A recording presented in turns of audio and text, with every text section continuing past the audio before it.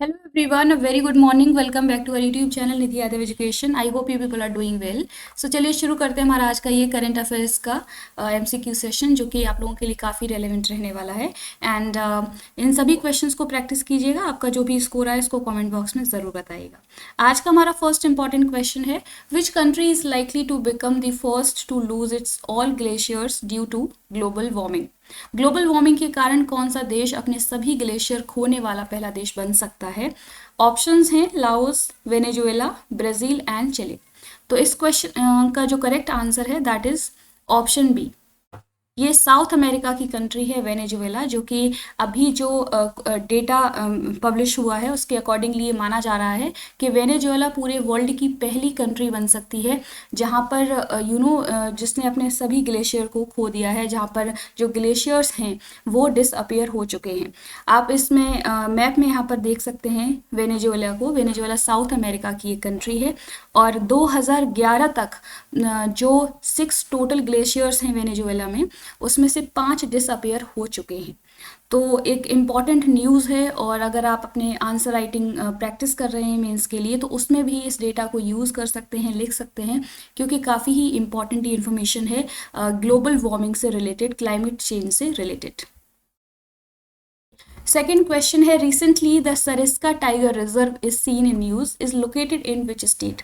हाल ही में खबरों में रहा सरिस्का टाइगर रिजर्व किस राज्य में स्थित है?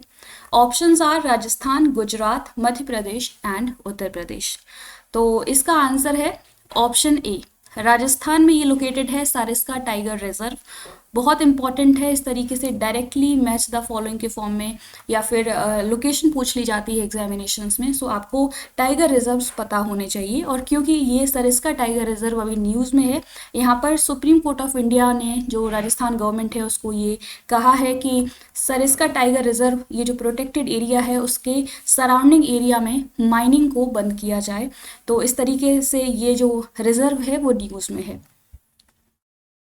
नेक्स्ट क्वेश्चन है, the Muria tribe is mainly found in which state, has been in news due to its sustainable agricultural practices. Muria जनजाति मुख्य रूप से किस राज्य में पाई जाती है जो अपने टिकाऊ कृषि पद्धतियों के कारण खबरों में रही है? ऑप्शंस हैं छत्तीसगढ़, झारखंड, हिमाचल प्रदेश एंड महाराष्ट्र. तो इसका जो आंसर है, इस क्वेश्चन को, इस वीडियो को पॉज करिए और इस क्वेश्चन को प्रैक्टिस कीजिएगा. इसका करेक्ट आंसर है ऑप्शन ए. छत्तीसगढ़ की ये ट्राइब है मूरिया ट्राइब. अभी हाल ही में ये चर्चा में है क्योंकि इस पर्टिकुलर ट्राइब के द्वारा, इस कम्युनिटी के द्वारा जो एग्रीकल्चरल प्रैक्टिस की जाती है, जो ट्रेडिशनल इनका मेथड है एग्रीकल्चर करने का, इसका नाम है ट्रेडिशनल डेडा सीड प्रिजर्वेशन मेथड, जो इन्होंने अपने पूर्वजों से लिया है. और बहुत ही ये इको फ्रेंडली मेथड है, ये कहा जा रहा है कि जो अदर कम्युनिटीज़ हैं वो भी इनसे इंस्पिरेशन ले सकते हैं इस प्रैक्टिस के लिए. तो इसलिए ये जो कम्युनिटी है वो न्यूज़ में है. आपको पता होना चाहिए कि मूरिया ट्राइब जो है वो कौन सी कम्युनिटी से, कौन से स्टेट से बिलोंग करती है. तो छत्तीसगढ़ में मेनली ये रिजाइड करती है कम्युनिटी, ट्राइब. एंड इससे रिलेटेड एक हिस्ट्री का क्वेश्चन भी बन सकता है, क्योंकि मूरिया रिबेलियन जो कि 1876 में हुआ था बस्तर डिस्ट्रिक्ट ऑफ छत्तीसगढ़ में. तो इस तरीके से क्वेश्चन भी आपसे पूछा जा सकता है, इस रिबेलियन के बारे में भी आपसे पूछा जा सकता है. तो इसको याद रखिएगा. नेक्स्ट क्वेश्चन है, India has completed 50 years of the operation Smiling Buddha in 2024 is related to what.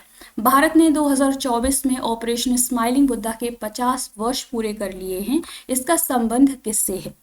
Options हैं India's first nuclear test, India's first solar power test, to introduce the BT cotton in India, introduction of artificial intelligence in India.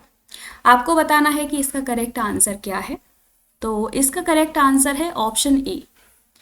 1974 में India ने अपना first nuclear test किया था, जिसका नाम था, जो ऑपरेशन चलाया गया था उसके लिए जो प्रोग्राम था उसका नाम था ऑपरेशन स्माइलिंग बुद्धा. अभी 2024 में इस ऑपरेशन ने अपने 50 years कंप्लीट कर लिए हैं.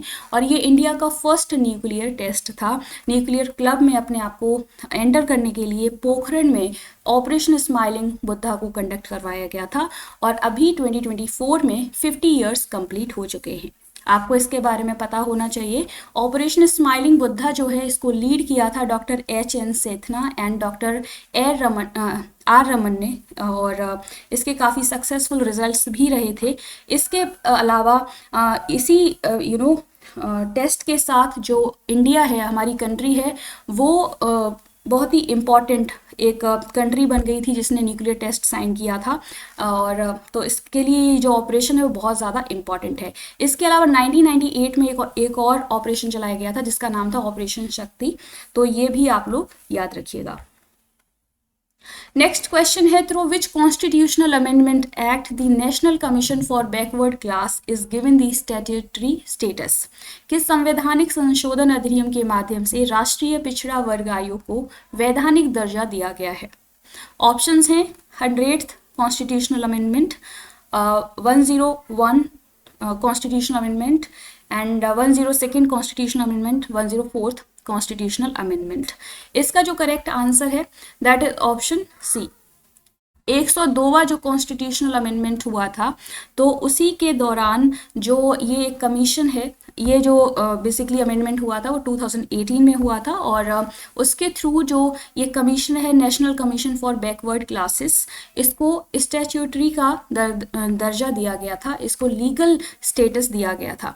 तो काफ़ी इंपॉर्टेंट है ये, आप लोग इसको याद रखिएगा। एंड NCBC जो कि 1993 में इसको स्टैब्लिश किया गया, जो बैकवर्ड क्लासेस हैं उनके राइट्स को इंश्योर करने के लिए बेसिकली ये जो कमीशन है वो स्टैब्लिश किया गया था।